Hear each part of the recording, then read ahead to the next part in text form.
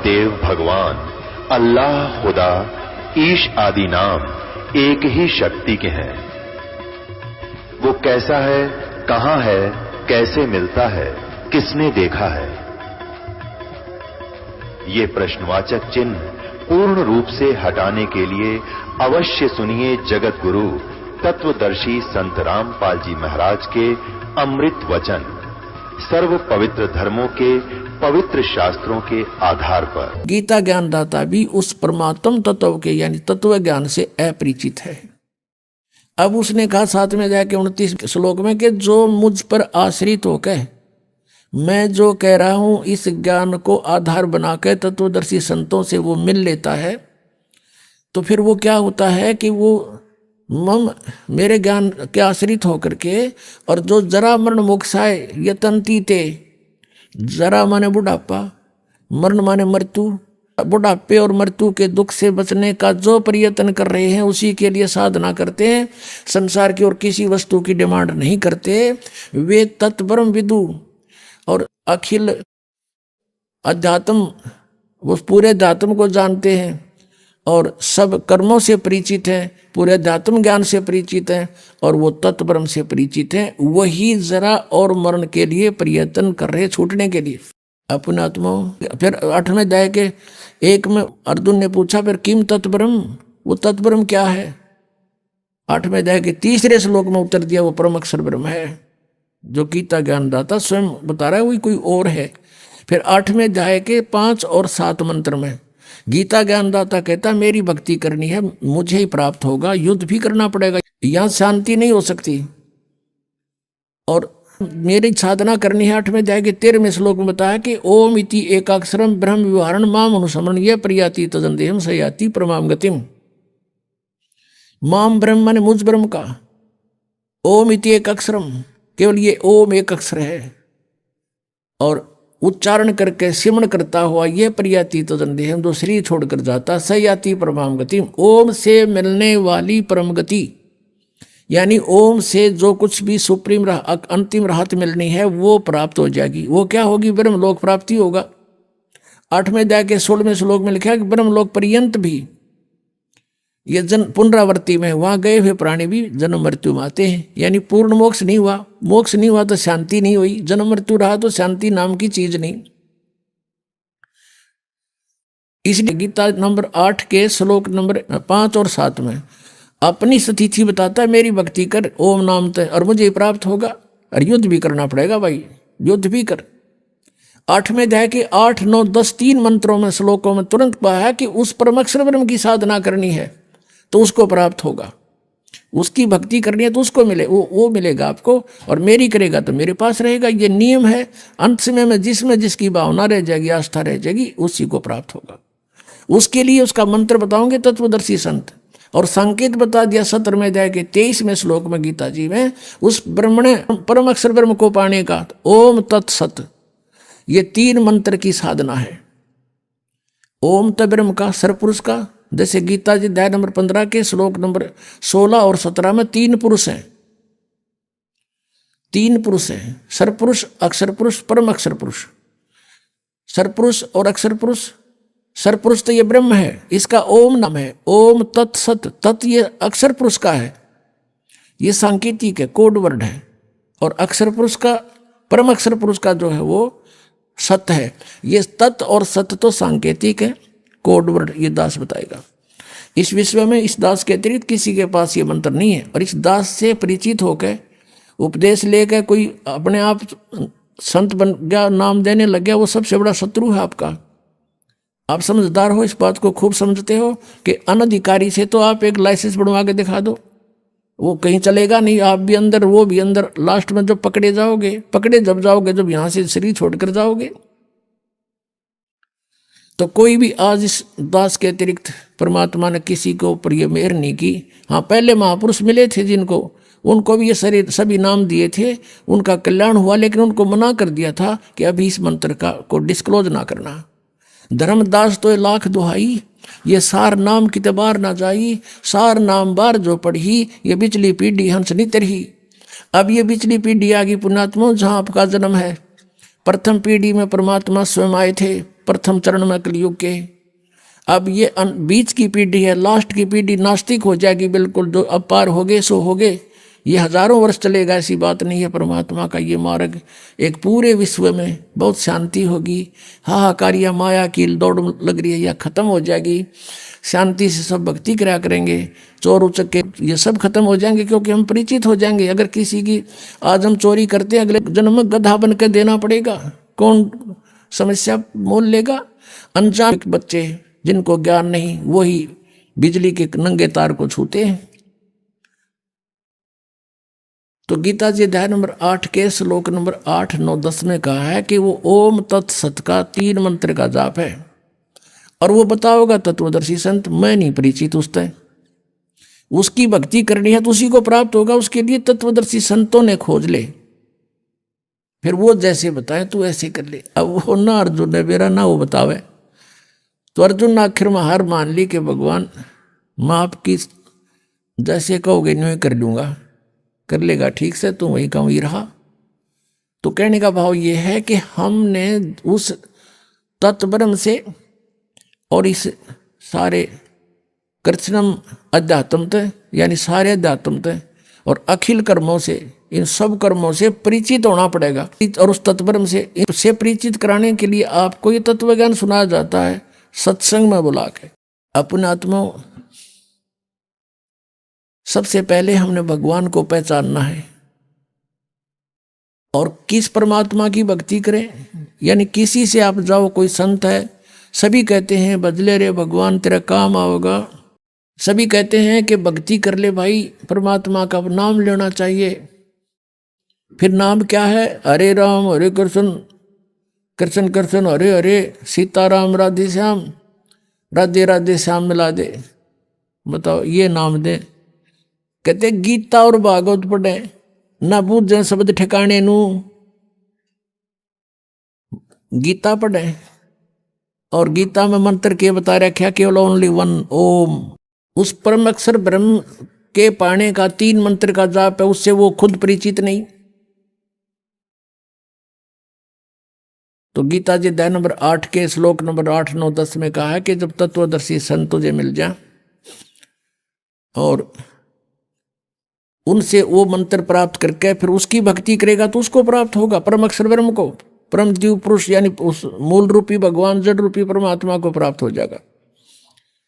और उस परमात्मा का जहां जाने के बाद लौटकर फिर संसार में कभी प्राणी नहीं आते।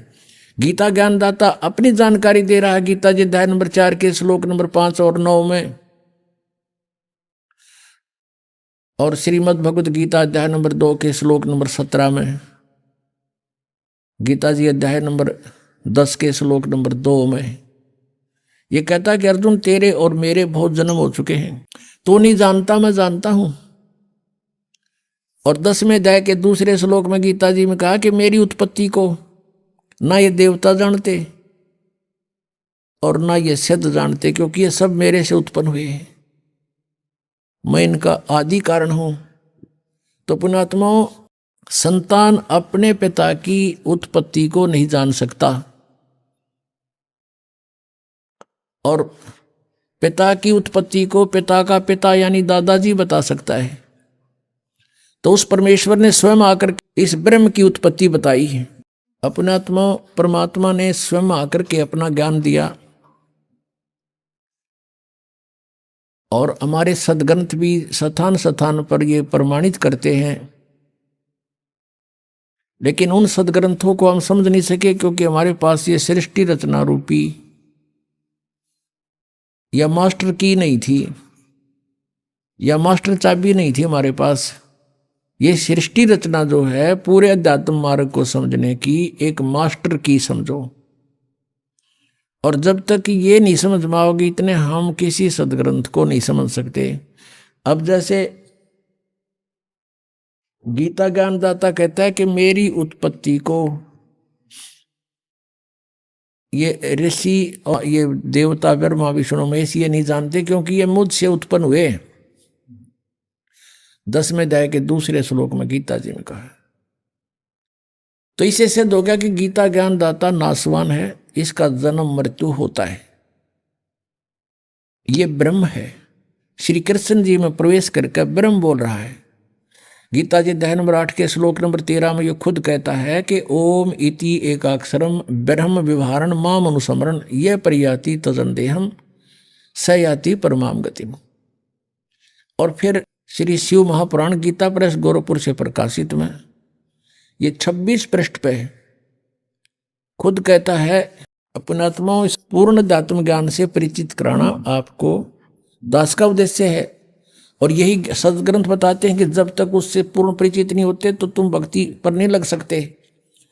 गीता जी अध्याय नंबर 2 के श्लोक नंबर 53 में कहा कि अर्जुन, जिस समय तेरी बुद्धि भिन्न भिन्न प्रकार के भ्रमित करने वाले वचनों से हटकर एक परमात्म तत्व के उस तत्व ज्ञान के ऊपर आश्रित हो जाएगी, यानी दृढ़ हो जाएगा, तब तो तू योग को प्राप्त होगा, तब तो तू भक्ति प्रारंभ करेगा, स्टार्ट होगी तेरी भक्ति। जब दृढ़ भक्त बनेगा तो आपको दृढ़ भक्त बनाने के लिए ये अध्यात्म ज्ञान, यो कृष्णम अध्यात्म यानी संपूर्ण अध्यात्म ज्ञान आपके रूबरू कराया जा रहा है। अब देखिए थोड़ा सा लिंक इससे संबंधित हो गया। श्री शिव पुराण गीता प्रेस गोरखपुर से प्रकाशित, संपादक हनुमान प्रसाद पोदार, इसके 26 पृष्ठ पे दिखाते हैं आपको। एक बार ब्रह्मा जी और विष्णु जी का इस बात पर झगड़ा हो गया, विद्वेश्वर संहिता। वो कहता मैं तेरा बाप, वो कहता मैं तेरा बाप। ये 24 पृष्ठ से शुरू होता। तो इनके युद्ध को समाप्त करने के लिए इस काल ब्रह्म ने, जो एक अपने वास्तविक रूप में प्रकट नहीं होता, इनके बीच में एक स्तंभ खड़ा कर दिया, पिलर लिंग, इसको बाद में शिवलिंग कहने लग गए। फिर ये युद्ध करके खड़े हो गए। फिर वो खुद आकर प्रकट हो गया शिव रूप में, यानी सदा शिव रूप में। ब्रह्मा विष्णु को मिला तो शिव रूप में प्रकट हो जाता है। ये ऐसे लीला करता है। अब 25 नंबर पृष्ठ पर आपको दिखाते हैं, यहाँ से थोड़ा सा लिंक है इसका। गीता प्रेस गोरखपुर से है, विद्वेश्वर संहिता। ब्रह्मा और विष्णु ने पूछा, प्रभु सृष्टि आदि 5 कर्तों के लक्षण क्या हैं, ये हम दोनों को बताइए। भगवान शिव बोले, ये काल प्रकट हो गया ब्रह्म शिव रूप में, इनको धोखा देने के लिए।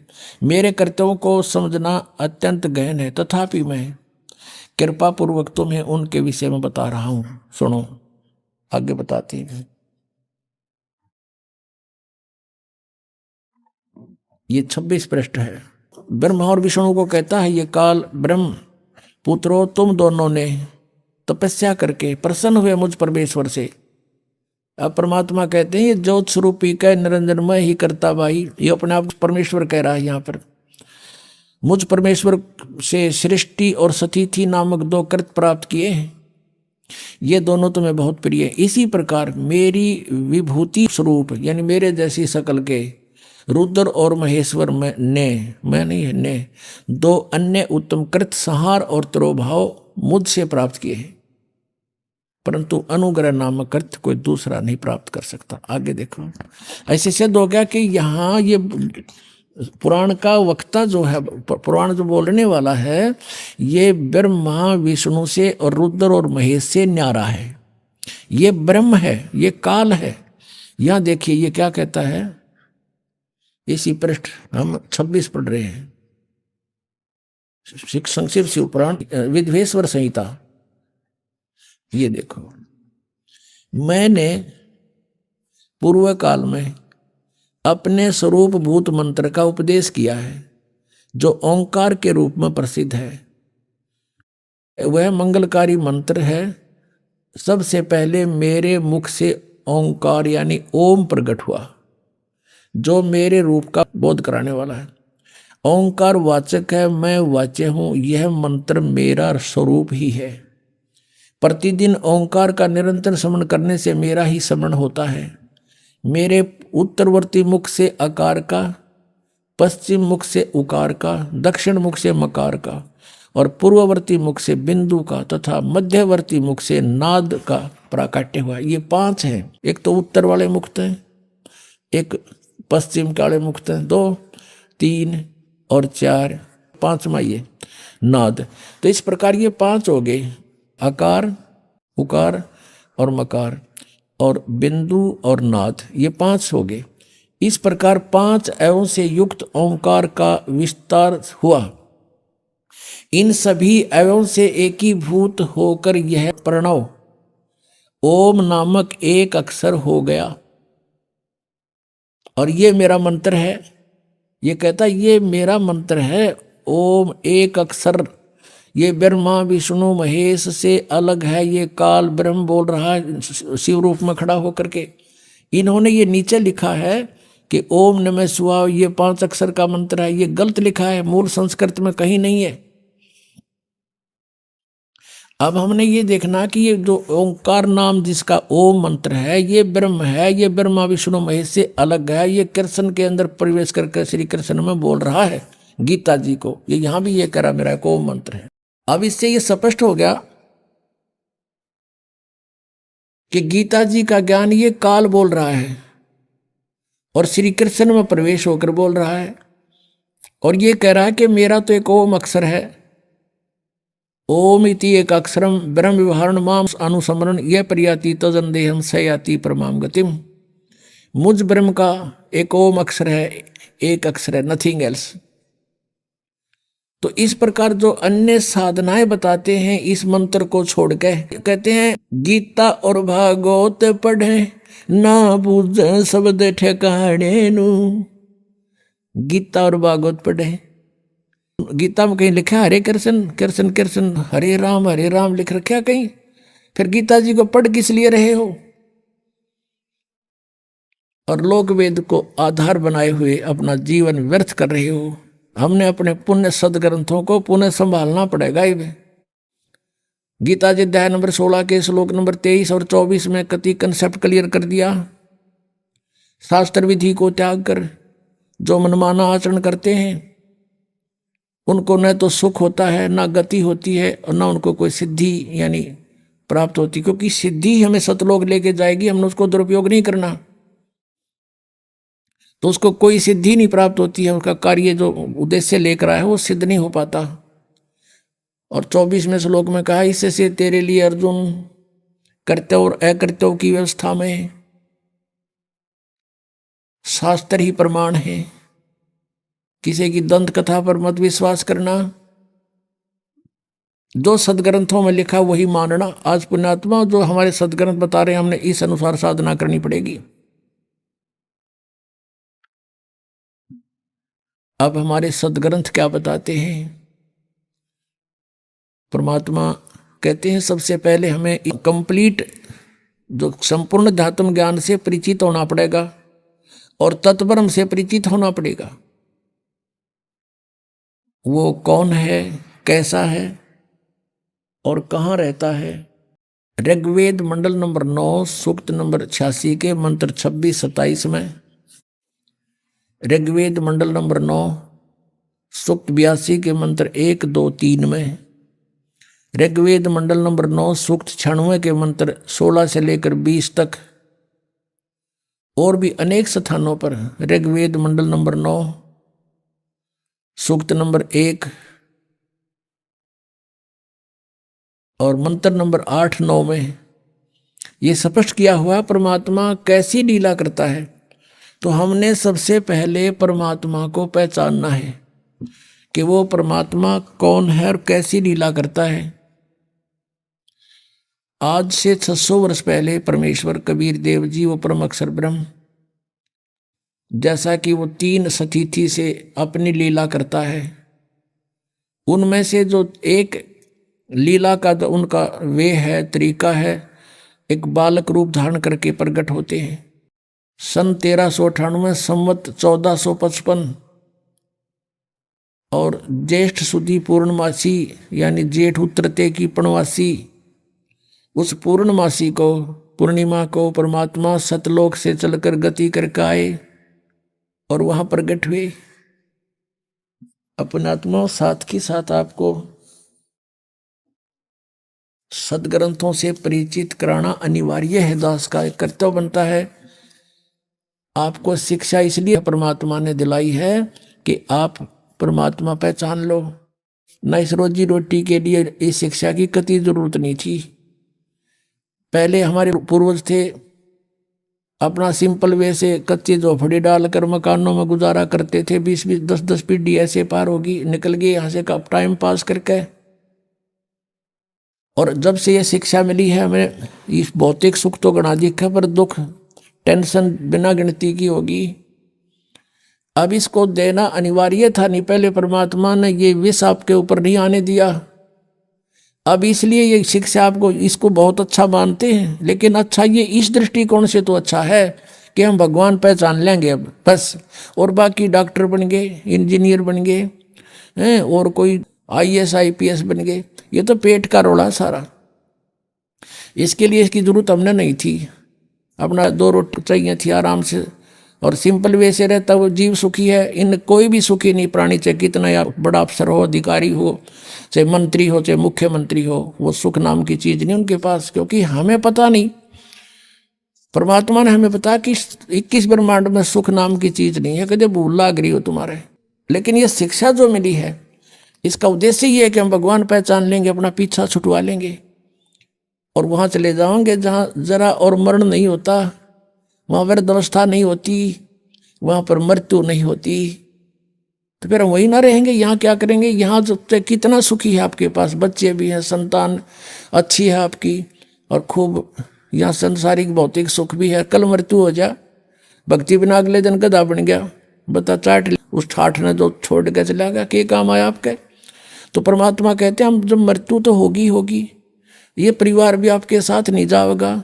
ठीक है, इसमें रहते हुए बच्चों को भी इस मार्ग पर लगाओ, इसी सीढ़ी पर चढ़ा दे उनको भी, और आशा करे कि दोबारा यहाँ नहीं आएंगे। हे भगवान, सपने में भी नहीं सोचा फिर जन्म हो मेरा आया, फिर जन्म हो गया, या दुर्गति फिर शुरू है। जो ई सफर कर रहे हो आप, ना जाने कब ये पूरा हो जा, कब छोड़ के जाना पड़ जा। ऐसे कहर में हम रह रहे हैं, कति निश्चिंत ठाठ बना रहे हैं, नाचे कूदे भंगड़े पावे ऐसे गंदे लोक में, और नाचन कूदन का गाने सुने, फिल्म देखे।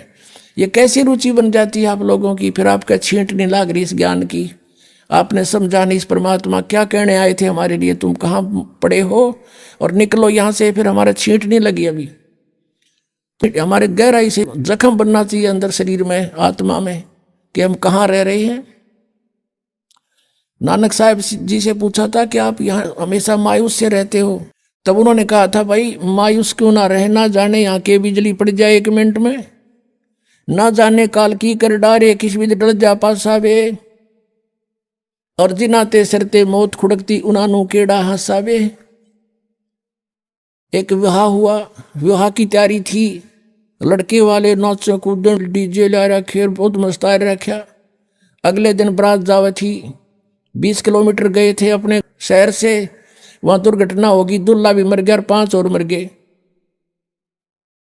पहले दिन तक डीजे बाजे नाचे थे, अगले दिन समाचार पेपरों में उनकी रोते हुए बिलखते हुए की चित्र देख के आत्मा रो रही थी कि भगवान, हे परमात्मा, बड़ी आंख खोल लिया आपने हमारी। कहते ना जाने काल की कर डारे किस विध ढल जा पासावे, और जिनाते सरते मौत खुड़कती उन्होंने केड़ा हंसावे। 1 सेकंड का भरोसा नहीं के बिजली गिर जा, और यहाँ नाचे कूद फंड करे। तो बिना ज्ञान के नशे में आदमी ऐसी गलती कर सकता है।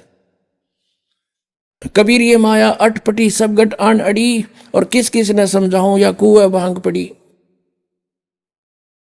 तो अब ये भांग को उतारने का एंटीबायोटिक कैप्सूल, ये प्रवचन और ये ज्ञान, ये मंत्र रूपी औषधि आपको कानों के माध्यम से प्रवेश की जा रही है।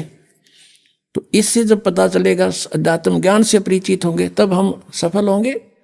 अब हमने ये देखना है कि वो परमात्मा जिसकी हम खोज कर रहे थे, और जिसकी लीला हम कहाँ मानते थे, वेदों में, गीता जी में और पुराणों में, तो अब वही सदग्रंथ हम खुद पढ़ रहे हैं। अब हम खुद पढ़ रहे हैं और पढ़ का अपने निर्णय कर रहे हैं, क्योंकि हमारे पास वो मास्टर की है जिससे हम सब सदग्रंथों को समझ सकते हैं। वो हमारे पास कुंजी है, वो सृष्टि रचना जो परमात्मा ने स्वयं आकर बताई थी 600 वर्ष पहले, कि ऐसे ऐसे आप वहाँ रहा करते थे सतलोक में, वहाँ आपने गलती की थी, काल ने तप किया था, तुम उस पर आसक्त हो गए, भगवान से मन हट गया, इसके साथ आगे, और यहाँ फिर इसने तुम्हारे को दुखी इसलिए कर रखा है कि वो परमात्मा दुखी होगा जितना मैं इन न सताऊंगा। हमें जितना ये दुखी कर सकता उतना कर रहा है ये, और क्योंकि हम इसके नहीं हैं, हम अपने कबीर भगवान के बच्चे हैं। अब वो रोता है हमारे लिए क्योंकि हम उसकी आत्मा है, गलती करके आ जरूर गए लेकिन उसको भी दुख है।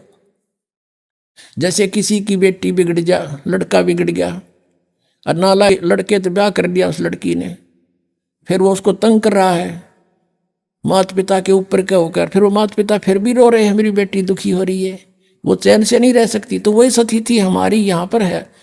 तो ये इतना दुखी कर रहा है आपको कि हालत कर रखी आपकी, जीना छोड़ रखा है।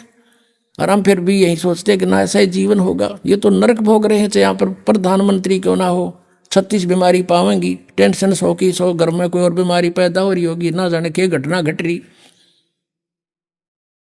तो कहने का भाव ये है, हमने इस सारे दातुओं को समझना और फिर हमने उस भगवान को पहचानना है।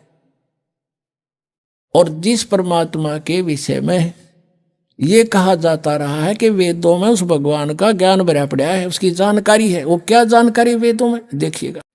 ऋग्वेद मंडल नंबर 9 सूक्त नंबर 1, ये देखिएगा। प्रकाशक है सार्वदेशिक आर्य प्रतिनिधि सभा, महर्षि दान भवन, रामलीला मैदान, नई दिल्ली से। मूत्र के Prince offset printers 1510 Pataudi house, Daryaganj, नई दिल्ली से। इसका 9वें मंडल का प्रथम सूक्त पढ़ेंगे। ये 9वां मंडल, 9वां मंडल। अब यहां से थोड़ा सा ये देखना है कि इन्होंने, क्योंकि ये भगवान को निराकार मानते रहे, इसलिए आगे चल के थोड़ा सा इन्होंने गड़बड़ की है, उसको यहां से पहचाना जाएगा। 1 नंबर मंत्र है मंडल नंबर 9 के सूक्त नंबर 1 का मंत्र 1। इसमें लिखा है कि हे परमात्मन, ठीक, यानी परमात्मा की जानकारी है ये। ऋग्वेद मंडल नंबर 9 सूक्त 1 मंत्र अब 2 पढ़ रहे हैं। इसमें लिखा कि हे परमात्मन आप, ठीक। और फिर तीसरे में हे परमात्मन आप, परमात्मन आप। चौथे में हे परमात्मन आप, यानी परमात्मा की महिमा चल रही है। और 5वें में हे परमात्मन आप तुमको। और फिर अब 6ठे में हे परमात्मन आप। अब 7वें में गड़बड़ होगी, इनके मुश्किल होगी, आगे तो भगवान को साकार लिखा है। अब 7वें में लिखना शुरू कर दिया उस पुरुष को, पुरुष को गड़बड़ करनी शुरू कर दी ना। अब 8वें में फिर लिख दिया उस पुरुष को, यहां लिखना था उस परमेश्वर को। अब थोड़ा सा ये कंसेप्ट फिर क्लियर करना पड़ेगा। अब इन वेदों के अनुवाद करता महर्षि दयानंद और उनके अनुयायी हैं। अब महर्षि दयानंद के सिद्धांत को वो फाइनल मान के चल रहे हैं कि भगवान निराकार है, और जो भी उसने लिखा है, जो भी मीनिंग दिए हैं, उसको वो सत्य मानकर उसके आदेश आधार से चलते हैं। अब देखिएगा, एक पुस्तक है महर्षि दयानंद द्वारा लिखी, ये है ओम, ये महर्षि दयानंद सरस्वती कृत ये पुस्तक है। ऋग्वेद आदि भाष्य भूमिका ये पुस्तक का नाम है। और ये कहाँ से छपी है? सार्वदेशिक आर्य प्रतिनिधि सभा, महर्षि दयानंद भवन, 3/5, आसफ अली रोड, दिल्ली 2 है, नई दिल्ली 2 से। ये देखिएगा, इसके ये सृष्टि विद्या विषय संक्षिप्त, ये एक विषय है इसका। ऋग्वेद आदि भाष्य भूमिका वही चल रही है।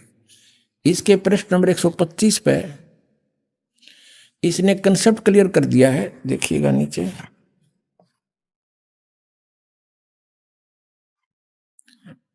ये लिखा है यत पुरुष, और इसका अर्थ लिखा है पुरुष उसको कहते हैं जो सर्वशक्तिमान ईश्वर कहता है।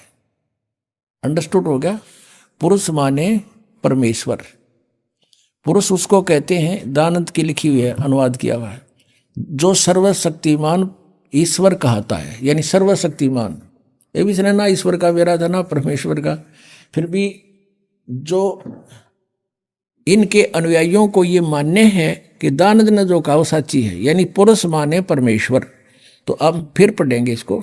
अब सिद्ध हो गया कि पुरुष माने परमेश्वर,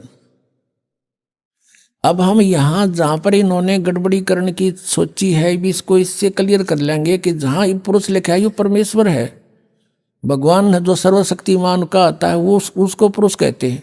तो ये देखिएगा, अब हम वही आगे हैं ऋग्वेद मंडल नंबर 9 सूक्त नंबर 1 का और मंत्र नंबर 6 तक तो ये परमात्मा लिखे गए।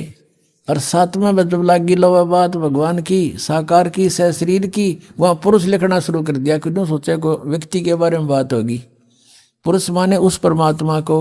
अब देखो 8वें में कमाल कर दिया, उस पुरुष को यानी उस परमेश्वर को उग्र गतियां प्रेरणा करती हैं। ये बताएंगे आपको सृष्टि रचना में कि सब बहुविध जीवन कीन पुकारा, तपशिला पर जल रहे थे जब हाहाकार मच रहा था। भगवान वहाँ उनकी उन परिस्थितियों को देखकर वहाँ आए अपना ज्ञान समझाने के लिए।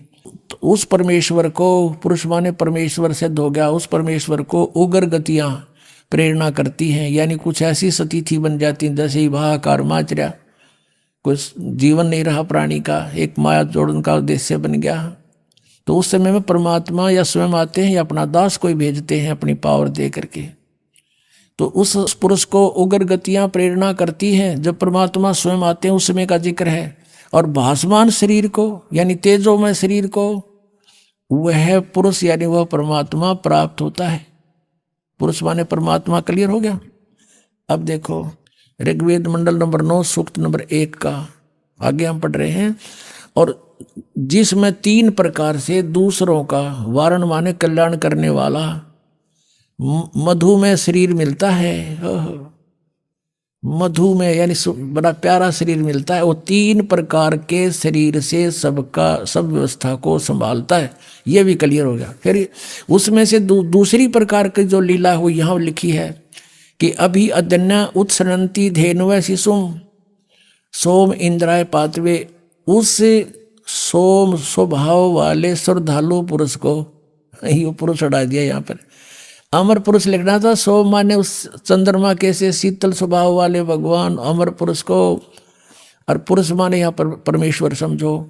उस सोम स्वभाव वाले परमेश्वर को जो शिशु रूप में, शिशुम, ये शिशु मूल पाठ में शिशुम लिखा है, शिशुम कुमार अवस्था में ही यानी जब वो बालक रूप में प्रकट होते हैं। अभी अधन्या, अधन्या माने बिना धनाई, जिसको सांड ने टच ना किया हो। कंवारी, अभी माने पूर्ण रूपेण, सब प्रकार से पूर्ण रूपेण। अधन्या, जो सांड के द्वारा कभी सथाई ना गई हो। तो इस कहने का भाव कि कंवारी गायें, गौवें, धेनु गौवें तृप्त करती हैं। उनकी परवरिश की लीला इन कंवारी गायों के द्वारा होती है जब परमात्मा सी स्वरूप धारण करके आते हैं।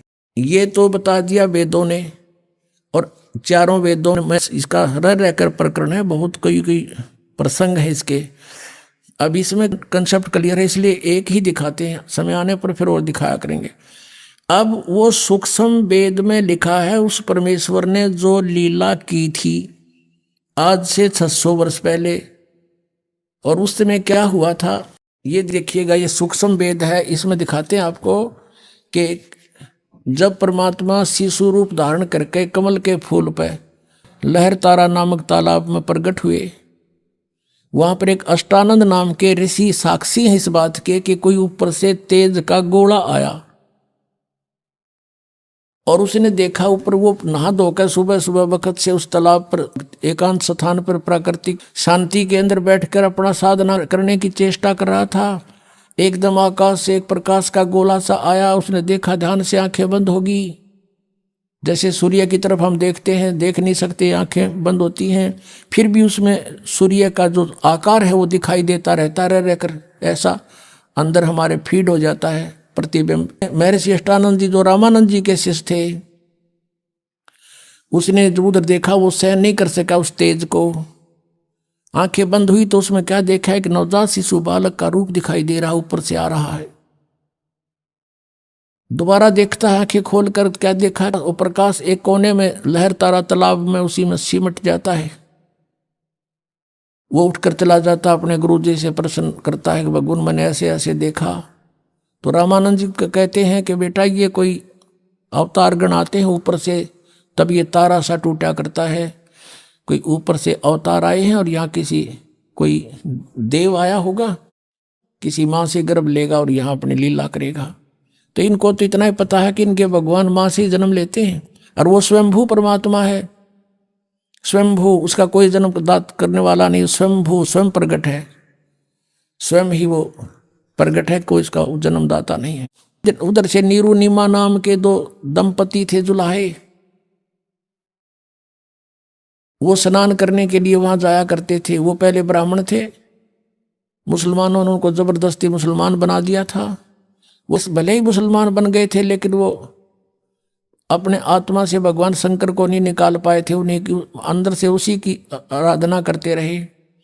उस दिन भी उन्होंने यही कहा कि हे भगवान शिव जी, क्या हमारे लिए, उसकी पत्नी ने कहा, क्या आपकी दासी के लिए आपके घर पे बच्चों की कमी पड़ गई, हमें भी एक खिलौना दे देते, हमारा भी जीवनाधार बन जाता। ऐसे करते हुए लहर तारा तालाब पर पहुंचे।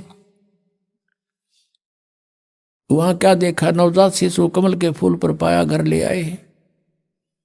25 दिन के हो गए, ना जल पीवे ना दूध पीवे, और फले फूले ऐसे जैसे किलो दूध पीता हो बच्चा डेली, और स्वस्थ इतने। अब उसकी जो मुंह बोली माता नीमा वह बहुत दुखी होगी, बहुत बुरी तरह रोने लगी। हे भगवान शिव जी, आपने या तो सुनना नहीं था या तो ये देना नहीं था, अब दे कर ले रहे हो भगवान। अब मैं नहीं जीऊंगी इस बालक बिना, ना जाने इस बच्चे ने मेरे पर क्या जादू कर दिया, मैं इसके बिना जीवित नहीं रह सकती। 25 दिन हो गए, कुछ खाया नहीं, अब ये मरेगा साथ मरूंगी मैं, पक्का इरादा। तब परमात्मा ने प्रेरणा की, शिव भगवान को करे करावे साइया मन में लहर उठा। शिव जी एक साधु रूप बनाकर वहां प्रकट हो गए, क्योंकि वो शिव जी को याद करके रो रही थी।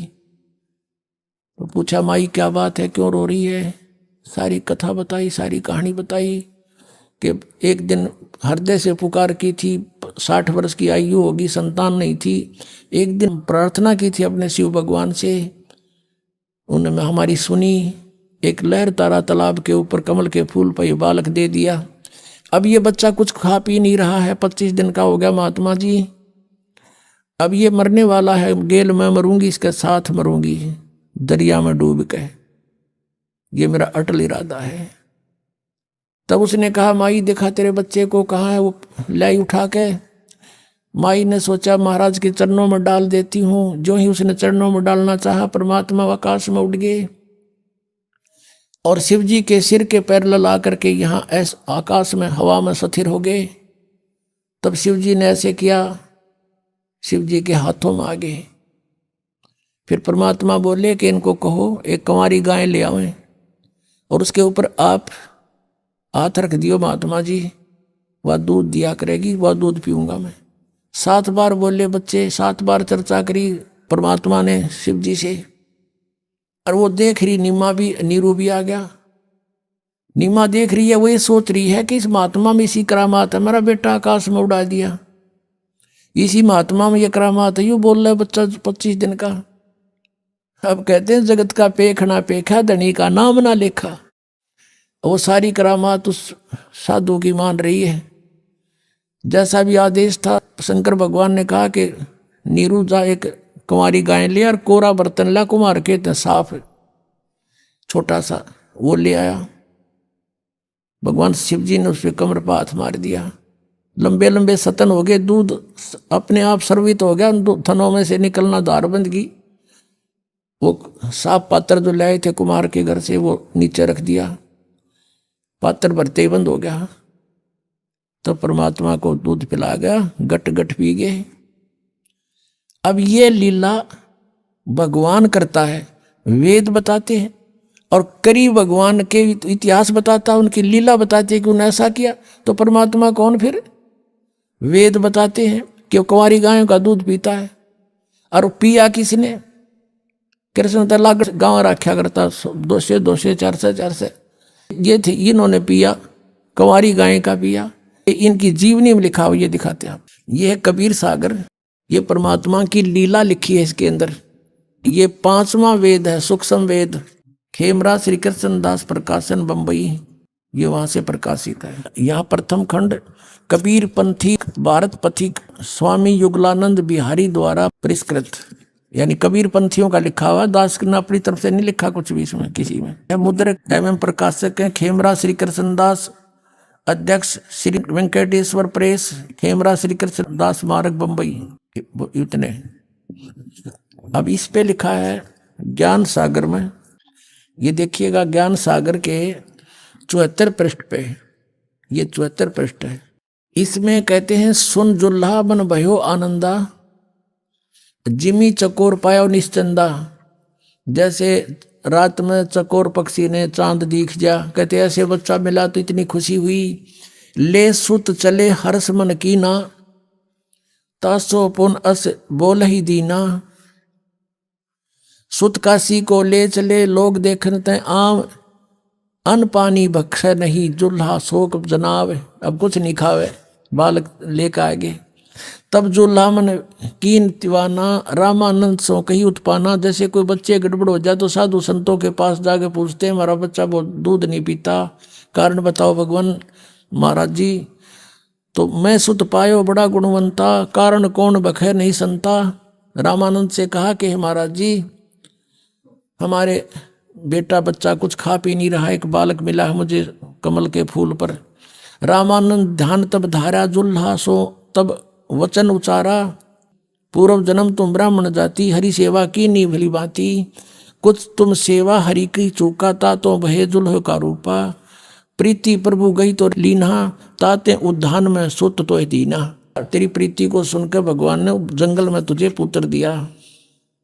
हे प्रभु जस कीन तस पायो, आर्त हो तो दर्शन आयो। अब नीरू कह रहा है कि मेरे साथ जो बनी सो बनी, पर और दुख हो गया। सो कहिए उपाय गुसाई, बालक अक्सु दावंत कुछ खाई। भूखा बेटा बच्चा कुछ खाओ, ऐसा व्यवस्था करो।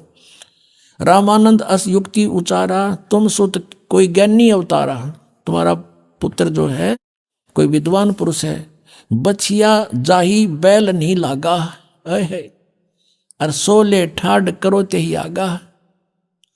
एक बछिया ले आओ जिसको बैल ना लग गया हो, यानी अनटच्ड कंवारी गाय बछिया ले आओ। और दूध चले ते ही थनते दूध धरो छिपाई, अक्षुतावंत जब होवे ता कहें देव खवाई। अब जुल्हा एक बछिया ले आवा, और चलो दूत कोई मरम न पावा। चलो दूत जुल्हा हरसाना, राख छिपाई कहो नहीं जाना। अब ये है ना चला दूत, ये दूत कौन था? ये भगवान शंकर थे। अब इसकी पुष्टि पुण्यात्मा कबीर सागर परमेश्वर का विधान 5वां वेद और उनकी जीवनी है। इसमें उस परमेश्वर ने आज की जो ये पिछली पीढ़ी की पहले जानकारी दी थी, और उसमें क्या कहा था? काल की और परमात्मा की तपस्या के ऊपर वार्ता हुई थी। तो काल ने कहा था कि 3 युगों में जीव कम ले जाना, और चौथा युग जब कलयुग आवे तब तब शरण जीव बहु जावे। और ऐसा वचन हर मोह दीजे, तब गवन संसार ही कीजिए। जो परमात्मा से कहा था कि 3 युगों में जीव थोड़े ले जाना, भगवान आप आए हो यहाँ जीव लेने के लिए, और चौथे युग कलयुग में कितने ही ले जाना। जब परमात्मा ने कहा ठीक है तथास्तु। एक वचन और लिया था भगवान से कि परमात्मा जो आपका ज्ञान माने आपका, और मेरे ज्ञान पर आधारित रहे नकली ज्ञान पर, तो मेरा उसको ना ले जाना। परमात्मा बोले वो तो मेरे काम में का को नहीं। तो जब सारी परमात्मा ने स्वीकृति दे दी, जब काल ने कहा था कि बेशक जा नीचे, तेरी कोई नहीं मानेगा, कलयुग में ऐसा कर दूंगा, नरे पंथ नरे मजहब बना दूंगा बहुत बहुत, और 12 नकली पंथ तेरे नाम ते, कबीर पंथ, सतलोक, सचखंड और अनेक पंथ में चलाऊं, इस जीवों को भरमाऊं, और देवल देव मंदिर पुजवाऊं, और याविद जीवों को भरमाऊं। जीव न माने कहा तुम्हारा, और बेशक जा तू ज्ञानी संसारा। फिर तुम्हारा जीव कहा नहीं मानेंगे। अब 12 पंथ चला दूंगा, कबीर कबीर पंथी ये नरे, ये सारे 12 पंथों में आते नकलियों में। और पंथ अनेक चलाऊं, ये राधा स्वामी पंथ, ये अनेक पंथा में आगे। ये सब काल प्रेरणा, काल के चलाए हुए पंथ है। तो ये नहीं कि थोड़ी सी यहाँ एक और कंसेप्ट क्लियर करते हैं कि जो इस कबीर सागर में कबीर पंथियों ने अज्ञानतावश कुछ कटिंग कर दी, कुछ मिलावट कर दी, अपने अनुसार थोड़ा बहुत इन्होंने गड़बड़ की है, लेकिन फिर भी ये सच्चाई को छुपा नहीं सके। इस मालिक को पता था कि 600 साल में कुछ गड़बड़ी काल करवा देगा, काल के दूत कबीरपंथी होंगे। फिर उसकी पूर्ति के लिए कहा था उसी समय कि जो बर्मा पंथ होगा ना गरीबदास जी वाला, उसमें मेरी उसके द्वारा, क्योंकि पंथ चलेगा परमात्मा का, जैसे पंथ चले थे वो तो चले थे उनके खास पुण्यात्मा थे, लेकिन उसमें आगे फिर काल के दूत घुसते चले गए। तो बर्मा पंथ जो गरीबदास जी का होगा उसमें मेरी महिमा की वाणी फिर से प्रकट होगी, और वो जो मिलावट कर दी गई है या कोई जिसका जिसी समझ में आई उसने काट कर अपने हिसाब से लिख ली, कुछ एक स्थानों पर, सारी नहीं, तो उसकी पूर्ति उस वाणी से होगी जो गरीबदास जी बोलेगा। और वो ऐसा ही है। पहले ये दिखाते हैं कि 12 पंथ कौन कौन से हैं। अब देखिएगा ये वही कबीर सागर है। ये देखिएगा कबीर वाणी, एक अध्याय है इसमें कबीर वाणी, और ये 136 पृष्ठ पे है ये। अब नीचे देखेगा 12 पंथ चलो सो भेद, यानी 12 पंथ काल फुरमाना और भूले जीव न जाए ठिकाना है। इन 12 पंथों में काल का फुरमान, काल का आदेश, उसका ज्ञान भरा रहेगा। और इन 12 पंथों में जो नाम ले रखा है कबीर पंथों में, ये कभी ठिकाने नहीं जा सकते।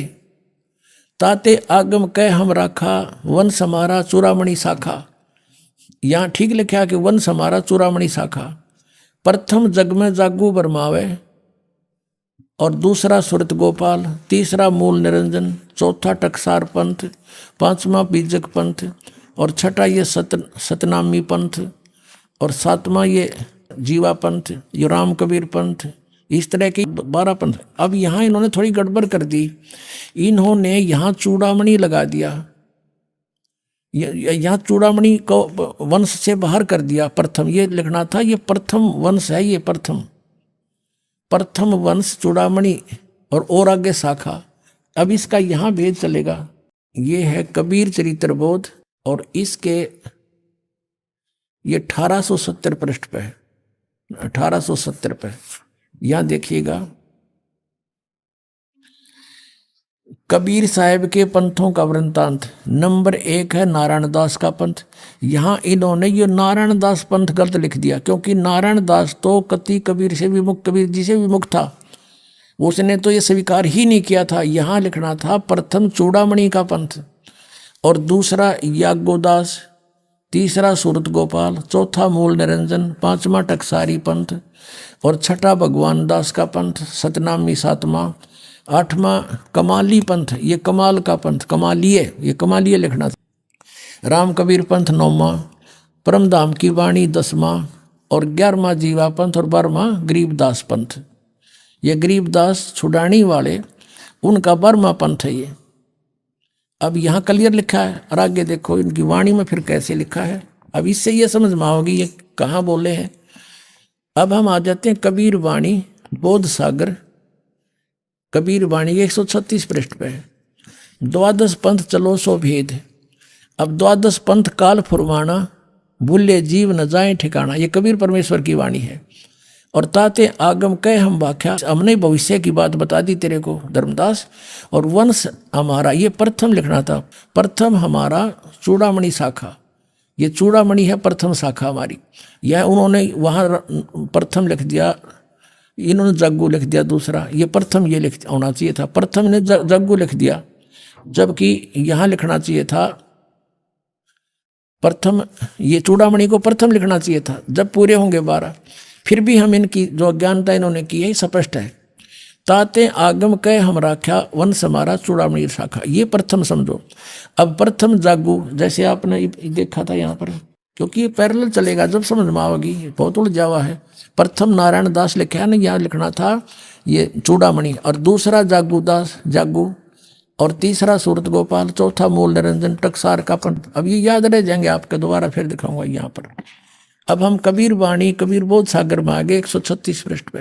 ये प्रथम जागू लिख दिया इन्होंने, ये दूसरा जागू होना चाहिए था, और तीसरा सूरत गोपाल मूल निरंजन की, वही नो के नो वहाँ क्लियर लिखा हुआ है। टकसार का भेद, ये बीजक पंथ जीवा का पंथ बोले इसने। फिर है छठवां है सतनामी, फिर राम कबीर पंथ ये ज्ञानी पंथ 10वां, और 11वां ये भेद परम धाम की वाणी, ये परम धाम की वाणी जो पंथ है ये 10वां है, ये 11वां, ये 10वां लिखा। अब 12वां संवत 1775 हुई, ये मिसप्रिंट हो रहा है यहाँ पर, संवत 1775 है, नहीं है 74 होना चाहिए। संवत 1774 में गरीबदास जी का जन्म है, और ये 12वां पंथ गरीबदास पंथ है। संवत 1774 और सन 1717 में गरीबदास जी का जन्म हुआ था। और ता दिन प्रेम प्रगटे जग सोई, यानी गरीबदास जी के बाद कबीर साहब की फिर से महिमा हुई थोड़ी थोड़ी। आगे देखा, आज्ञा रहे ब्रह्म बोध लावे, कोली चमार सब के घर खावे, साख हमारी लेस जीव समझावे, असंख्यों जन्म ठोर नहीं पावे। ये 12वें पंथ प्रगट है वाणी, ये 12वें पंथ के विषय में बता रहे हैं कि मेरी महिमा की वाणी प्रगट फेर होएगी। 12वें पंथ 12वां पंथ गरीबदास पंथ, फिर देख लीजिए, ये है कबीर चरित्र बोध में, और 1870 पे कबीर साहब के 12 पंथों का, ये 12वां पंथ गरीबदास पंथ है। अब 12वें पंथ का हम फिर आगे यहाँ पर 136-37 पर बोध सागर में, और कबीर वाणी चैप्टर पे 12वें पंथ प्रगट हुआ वाणी, हवे होता है 12वें पंथ प्रगट हुआ वाणी, और शब्द हमारे का निर्णय ठानी। गरीबदास जी के द्वारा मेरी महिमा की वाणी, मेरी यथार्थ ज्ञान फिर से प्रकट करवाऊंगा। परमेश्वर कबीर जी ने गरीबदास जी में सारा ज्ञान फीड कर दिया, उन्होंने फिर बोला और लिपिबद्ध किया गया। अब कहते हैं 12वें पंथ प्रगट हुआ वाणी, शब्द हमारे की निर्णय ठानी। हमारी वाणी को समझने की चेष्टा करेंगे गरीबदासी पंथ वाले, लेकिन समझ नहीं सकेंगे। अस्थिर घर का मर्म ना पावे, ये 12 पंथ हम ही को ध्यावे। अब गरीबदास पंथ तक भी परमात्मा ने बैन लगा दिया कि ये पार नहीं हो सकते। फिर कहते हैं 12वें पंथ हम ही चल आवे। ओए गरीबदास वाले पंथ में कहते आगे चल के हम ही आवेंगे, और सब पंथ मिटा एक ही पंथ चलावें। क्लियर हो गया कि 12वें पंथ में मेरी महिमा की वाणी प्रकट होगी, जो थोड़ी बहुत गड़बड़ कर गए हैं वो फिर सुचारू करवा दूंगा, और 12वें पंथ में हम ही आवेंगे। अब परमात्मा नहीं आए तो इस दास को भेज दिया अपने को। आइए अब हम उन श्रद्धालुओं के अनुभव जानते हैं जो जगत गुरु तत्वदर्शी संत रामपाल जी महाराज जी से दीक्षा प्राप्त कर चुके हैं तथा उनके द्वारा बताए गए भक्ति मार्ग पर चल रहे हैं। नमस्कार जी। नमस्कार जी। क्या नाम है जी आपका? नेहा पांडे। नेहा पांडे जी, आप कहाँ से हैं? हम पलामू से, झारखंड से हैं। संत रामपाल जी महाराज से नाम दीक्षा आपने कब ली? 2021 को। नेहा जी, आपने क्या क्या भक्ति साधनाएं की हैं, कृपया हमारे दर्शकों को बताएं। भक्ति तो बहुत करते थे, देवी देवता को पूजते थे और मंगलवार भी करते थे, सोमवार भी करते थे, लेकिन भक्ति करने से कोई लाभ नहीं हुआ हमको। तो फिर क्या कारण बना कि आप संत रामपाल जी महाराज जी के शरण में गईं? संत रामपाल जी महाराज के हम शरण में, जब मेरी एक ननद थी वो नाम दीक्षा ली थी, तो वही हमको बोल रही थी कि इतना करती हो भक्ति फिर भी तुम्हारा कुछ कोई लाभ नहीं है। इसके बाद हम दी हमको ज्ञान गंगा पुस्तक, वही हम पढ़ने लगे। पढ़ के इसके बाद समझे, इसके बाद हम सब भागवत गीता से भी मिलाएं कि गुरु जी का ज्ञान कैसा है, समझ के इसके बाद हम संत रामपाल जी महाराज जी से नाम दीक्षा ले लिए। संत रामपाल जी महाराज से नाम दीक्षा लेने के बाद आपको क्या लाभ मिले? बहुत सारा लाभ मिले। जैसे हमको PCOD का बीमारी था, दवा लेते रह गए 1.5 साल तक, लेकिन फिर भी कोई बीमारी का इलाज नहीं था। डॉक्टर बोला था कि दवा चलते रहेगा, बच्चा भी नहीं होगा तुम्हारा। फिर इसके बाद गुरु जी से नाम दीक्षा लेने के बाद, संत रामपाल जी महाराज जी से नाम दीक्षा लेने के बाद हम दवा भी छोड़ दिए। और एक मेरी बेटी भी है छोटी सी, शुरू में तो बच्चा मेरा खराब हो गया था 3 महीना का नाम दीक्षा लेने से पहले, लेकिन गुरु जी के शरण में आने के बाद मेरी बेटी भी है एक छोटे से। और मेरी बेटी जब जन्म ली तो उसको ना सांस का बीमारी हो गया था। वहाँ पे डॉक्टर पूरा बोल दिया कि यहाँ पे नहीं इलाज होगा, तुम रांची ले जाओ। रांची में बालपन में हॉस्पिटल में भर्ती थी वो। वहाँ भी जाने के बाद उसका 100 में 30% उसका सांस चल रहा था। डॉक्टर बोला कि इसका की स्थिति बहुत बिगड़ते जा रहा है, लेकिन फिर भी गुरुजी से हम प्रार्थना लगवाएं, परमात्मा आप ही अब कुछ निवारण कीजिए। परमात्मा वही निवारण किया। आज मेरी बेटी अभी अच्छी है। और मेरी बेटी को ना रंगबाज बीमारी हो गया था, वो पूरा कमर से इतना पर से विकलांग हो गई थी और इसका माथा इतना बड़ा होते जा रहा था, दिनों रात रोते रहती थी। दवा भी करवाएं उसको जड़ी बूटी का, तो वहाँ पे बोली कि अब यहाँ से तुम्हारा इलाज कुछ भी नहीं होगा, तुम डॉक्टर के पास जाओ और इसका ऑपरेशन भी करवाओगी तब वो रिस्क नहीं लेगा डॉक्टर। इसके बाद फिर परमात्मा से अरदास लगाए, हे गुरुजी, हे संत रामपाल जी महाराज, मेरा आप ही जो करना है आप ही वही कीजिए। तो परमात्मा के पास अरदास लगाने के बाद मेरी बेटी अभी बहुत अच्छी है। 9 महीना में पैर रखी है परमात्मा के दया से। परमात्मा के दया से मेरी बेटी, डॉक्टर बोला था कि संतान नहीं होगा, लेकिन मेरी बेटी 1-1.5 साल के है। इसका बड़ा सा कपार हो गया था और विकलांग भी हो गई थी, लेकिन परमात्मा संत रामपाल जी महाराज से नाम दीक्षा लेने के बाद वही मेरा देखिए अभी बच्चा एकदम खड़ा होने पा रही है। पहले पैर नहीं रखती थी ये। और मेरे पति बहुत ज़्यादा नशा करते थे और कर्जा में बहुत डूबे हुए थे और हम बहुत गरीबी से गुजर रहे थे। बहुत आने के बाद घरे लड़ाई झगड़ा बहुत ज़्यादा तेज़ी से चल रहा था। फिर परमात्मा पास अरदास लगाया, परमात्मा अब मेरे पति का कैसो नशा भी छूट जाए, परमात्मा आप ही अब जो करना है आप ही कीजिए। संत रामपाल जी महाराज जी से फिर इसके बाद वो नाम दीक्षा लिए। इसके बाद नशा भी मुक्त हो गया और मेरा कर्जा भी कैसे भराया परमात्मा के दया से पता भी नहीं चला। 2 लाख 3 लाख रुपया कर्जा में भी डूबल थे, लेकिन फिर भी परमात्मा के दया से आज हम कर्जा भी मुक्त है, मेरा पति भी नशा मुक्त हो गए हैं। और हमको बौसीर का परेशान थे, बहुत ज़्यादा दर्द भी करता था, लेकिन हम एक भी दवा नहीं लिए। बस परमात्मा पास संत रामपाल जी महाराज पास अरदास लगा, एक भी दवा भी नहीं लिए और मेरा बौसीर ठीक हो गया। और मेरी बेटी को ना चेचक दिखा गया था। सब कोई बोल रहा था घर में कि ये करो करो, ये करना है वो करना है, लेकिन फिर भी हम कुछ भी नहीं किए। बस गुरुजी का प्रसाद और अमृत जल देने से ही मेरा बेटी को चेचक ठीक हो गया। हम दवा भी करवाने गए थे, वहाँ डॉक्टर बोला कि यहाँ चेचक का लोशन दे रहे थे, लेकिन हम वहाँ पे नहीं लिए। बस बोले कि नहीं, परमात्मा बस वहाँ पर अरदास लगाए। इसके बाद वहाँ पे कुछ भी हम इलाज नहीं करवाए, बस प्रसाद और अमृत जल से ही मेरी बेटी का चेचक ठीक हो गया संत रामपाल जी महाराज की दया से। और आर्थिक समस्या बहुत गरीबी से हम बहुत गुजर रहे थे, लेकिन मेरे घर में अभी सुख शांति है। हम और मेरे पति दोनों को नाम दीक्षा ले लिए और परमात्मा की दया से मेरा सब घर परिवार भी ठीक है। नेहा जी, संत रामपाल जी महाराज से नाम दीक्षा लेने के बाद आपको बहुत सारे लाभ मिले। आपने बताया कि आपके बच्चे को बहुत ही रेयर बीमारी थी, वो भी संत रामपाल जी महाराज जी की कृपा से ठीक हो गई। और आपने बताया कि आपके हस्बैंड नशा करते थे, संत रामपाल जी महाराज जी की कृपा से उनका नशा भी छूट गया। आपको संत रामपाल जी महाराज ने एक सुखमय जीवन दिया। तो जो दर्शक आज आपको टीवी पर देख रहे हैं, खास करके वो महिलाएं जो इन परेशानियों से ग्रस्त हैं, उनके लिए आप क्या कहना चाहेंगी? परमात्मा संत रामपाल जी महाराज के शरण में आए और अपना कल्याण करवाए। मेरी बेटी बहुत विकलांग हो गई थी, उसका पैर नहीं रोक रही थी। 9 महीना तक वो पैर के बिना चल, ऐसे ही गोदी नीचे करते थे तो चिल्लाते रहती थी, लेकिन परमात्मा संत रामपाल जी महाराज के दया से आज मेरी बेटी आज अच्छी है। 1.5 साल की हो गई, लेकिन अभी चल भी रही है, साल में भर में भी चल रही है वो। संत रामपाल जी महाराज से नाम दीक्षा कैसे ली जा सकती है? चैनल पर संत रामपाल जी महाराज के सत्संग आता है, उस पर आप नीचे पट्टी पर नंबर दिया जाता है, उस नंबर पर आप कॉल करके अपना नामदान पता करके नाम दीक्षा आप ले सकते हैं। धन्यवाद जी। अच्छा।